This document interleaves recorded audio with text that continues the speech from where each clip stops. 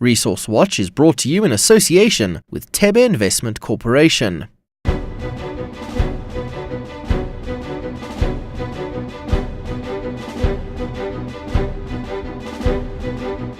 In this week's show, we bring you an interview with the man in charge of reviving the copper belt of Zambia. Hello and welcome. I'm Nozipho, and this is Resource Watch. Let's kick off with the market wrap for this week.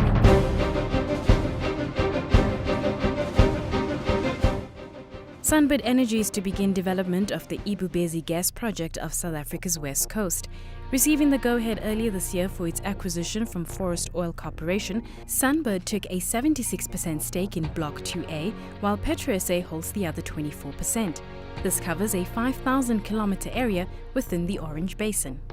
Zimbabwe's largest coal producer, Makomo Resources, plans to spend $1.5 billion on a 600-megawatt power plant.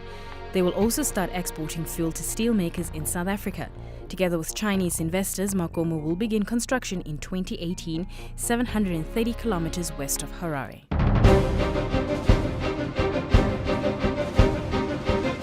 Zambia recently hosted its 4th International Conference on Mining and Energy. This took place at an opportune time when new legislation designed to breathe new life into the country's resource economy is being considered. I sat down with Mining Minister Christopher Yaluma.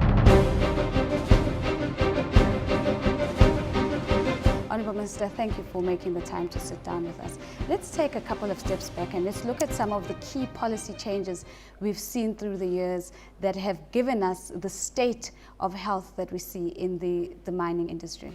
Look, I'll tell you one thing. When way back in the 30s, Zambia had gone already into mining. And this, place or area called Copperbelt, was the predominant area where you can find base metal. And mining has been going on there since that time. It created a lot of employment from rural dwellers coming into urban areas, and the only source of employment was through the mines. And so we'll tell you, most of us were born on the mines, and we went through that. Now, that time, the mines were private, being owned by Ron Selection Trustee or Ron, copper mines. Those were private, Anglo-American private hands. And then it was booming, it was going up. Just shortly before 70s, we said we are going to nationalize the mining industry. And the main hope of that was to see if we can get full benefits, because it's going to be managed by us. We will know where to direct our resources and all that. Yes, and we got it like that. And it went on. Now, immediately when we took it on, I don't know what struck. The performance just started declining in production. There could have been some other effects, maybe related to, pricing, paid. But there was a clear relationship between the point of nationalization and the decline in productivity. Indeed, because you're going to pick it up as I go forward. So we went on, come round about at the end of the 80s, it was still going down. So 90s, change in policy, new government came in, and they said we'll have to privatize. Once again. Once again. And we started now trying to formalize. 1995, a new policy came in, getting ready for privatization. And going into 2000, we started privatization. And the first mine started being obtained around about 97. Like what John Dean said, first quantum bought Bonham Kuba, writing in dollar. The price started going up, the production started going up. So productivity came back? Indeed. Our highest point we have ever hit during privatization was 750,000 tons. And now we've been going up, we've just hit that. Through my own extrapolation, if we had continued, definitely we could have gone across that, because we're coming back, we're hitting the same now. That's why we're about 750 to about 800,000 tons. So we have the resource, but it's the way we manage it. You know, we need to know how to do it. Okay, I'll tell you, but privatization is one thing, and production is going on, but are we getting full benefit out of it? That's another issue. Well, let me pose this question to you, Minister. A representative of the World Bank today took to the podium and said, Africa has never suffered from a resource curse. Africa has suffered from a governance curse. How do you respond to that? I'll tell you one thing. I think my last statement, I said, maybe we never managed it properly. Because I'll tell you one thing, getting a benefit beyond, through employment, that's one thing, is benefiting beyond employment, creating wealth for the Zambian people, and that's why it is. And hence, the policy of 1995 has been running through up to last year. Yes. We reviewed so that we can have a policy which will sustain the industry, but not infringing on the incentives or the benefits to allow the growth of the private investor. The resource, it hasn't been depleted. We still have quite vast, huge tracts of resources across the country. Some of it not mapped. We've got about 60% mapped traditionally through drilling. For a long time, that's the data we've got. But we're trying to go more on high-tech, surveillance, flying over and seeing whatever is under. That way, the current way of doing it will give us more precise extent of the resource in our country. What are you doing differently to bring the private sector into those untapped opportunities right now? It's to give them data about it. Because you see, when you go into exploration, that's a sunk cost, it's your own risk. You spend millions, it's not 1,000, 10,000, 20,000 US dollars, no, it's millions. And then if you don't find anything to suit your requirements, that is gone, it's a sunk cost. So, by going now saying, we are mapping, we're gonna fly the entire country, even where they've got some whatever mines going on, we want to get real credible data, which we can now provide over to investors or sell it off once it's licensed. We'll give him the areas, we'll tell him what is there, because there will be information available. We can buy that data. Do you think mines are open to the possibility of equity by the communities in which they operate? Because CSI, up until now, has been an easier option. No. But the policy, now we are saying, is Zambian, beyond employment, those who've got the guts and meet the requirements, or they want to go into mining, they can now join from any point of the chain. They can participate, either owning a greenfield mine, go and explore, but the catch has been funding, like what they were saying.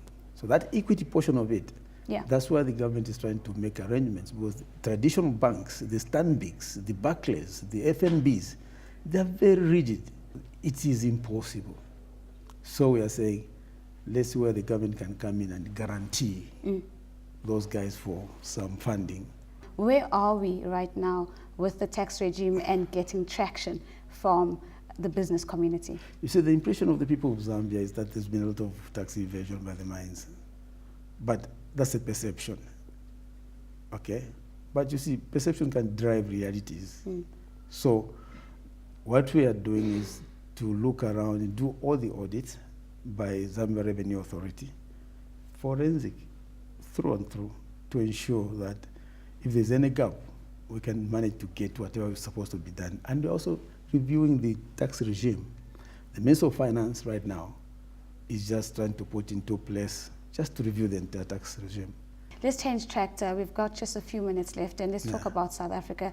We've seen the longest and costliest strike eventually come to an end. What do you think went wrong in the South African context? And another thing, before I say anything, that's a learning point for most of us within the SADC areas, because we've got the same chemistry, and the mining is highly prominent in the area. I think we must open up. There are various risks which could preserve themselves on the mining chain, but we must be proactive and see how we can mitigate them. Mostly the labor issues are very, very tight. One, it sends a signal now to the investors that as it is, the labor is not very, stable. Anything can arise, so investing would be like that. You must guard against that. It really deters the investment, opportunities. So for Zambia, it's a learning point, and we must make good use of that and manage that very, very clearly. That was Zambian Mining Minister Christopher Yaluma chatting to me in Lusaka. Iron, zinc, copper, manganese, chromium. What do all these metals have in common? Well, they're all generally regarded as essential for human health. Iron, zinc, copper, and manganese. These are essential metals not only to society, but to human health as well. Of the 24 elements in the body, 8 are metals that are important towards keeping in good shape. Dr. Reshimo Tilal, Medical Director at Sanofi, tells us of the importance of these metals as well as the dosage. We've got 98 elements that we know occur in nature naturally. Of those 98, we have 23 in the body that are known to perform a physiological function. And of those 23, there are 11 of which we call trace elements. And that's because these are found in the human body, they're essential for human health, and they are found in very small quantities in the human body. So these are trace elements. There's 11 of them, as I mentioned, and of the 11 of them, 8 of them are metals, and 3 of them are non-metals. The production of these elements is a process that one cannot simply put together at home. So what's happened is that most health authorities, including our own in South Africa, have published guidelines with regards to nutrient reference value. So it tells you, based upon what we know about our population and our soil and our geography, this is the quantities your body needs for normal function. Okay, so that's a guide to what you would need, and you'd then be able to say, look, based upon my diet, do I get enough of these things, or where maybe I'm lacking with regards to these micronutrients.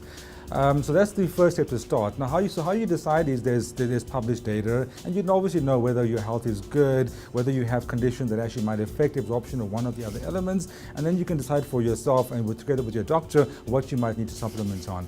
So if you're an average person who needs a bit of supplementation, we have this formulation that actually will cater for that. But if you need more iron, you may go on an iron-only supplement. So it depends exactly what your need is and what your body needs. That's it for this week's show. Thank you so much for tuning in. Do stay in touch, following me at Nozipho, and our hashtag is ResourceWatch. Until next time, it's goodbye for now.